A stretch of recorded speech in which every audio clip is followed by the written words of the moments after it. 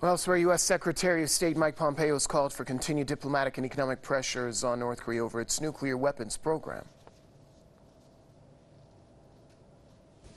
It is clear our partners and allies within ASEAN know how important the denuclearization of North Korea is for their own security.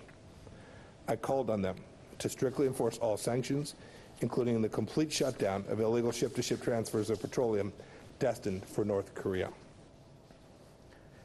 Speaking on the sidelines of the ASEAN Security Forum in Singapore, Pompeo said the world is united in achieving complete denuclearization of North Korea. The top U.S. diplomat further accused Russia of violating UN Security Council resolutions by allowing joint ventures with North Korea.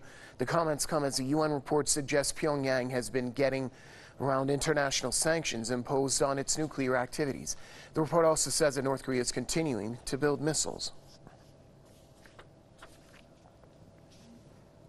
Political commentator and analyst Jason Unruhe joins us now from Ontario. Mr. Unruhe, welcome to the program.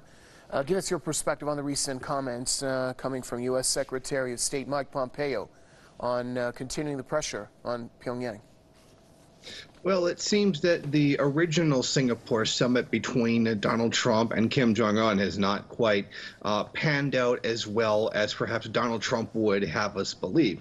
If we were to listen to him, he suggested that the DPRK was going to just completely abandon their entire missile and nuclear program simply because he just talked to Kim Jong-un and asked him to do so. I think it's rather silly to just think that the DPRK is going to give up its means of defending itself, its means of creating a deterrent against an invasion by the United States. I mean, it's not going to happen. They've learned from the past experiences of other countries who have bowed to U.S. pressures in this matter, and they're not going to surrender their means to maintain their independence.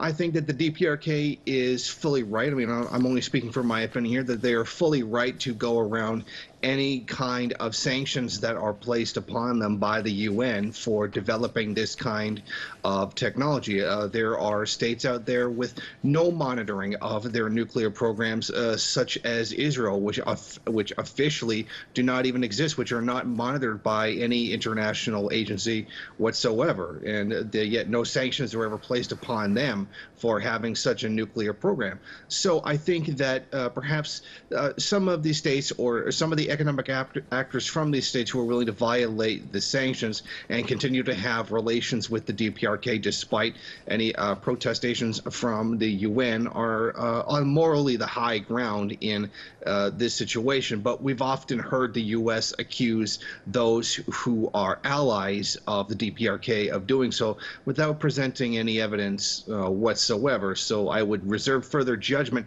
until we got some kind of proof of these accusations.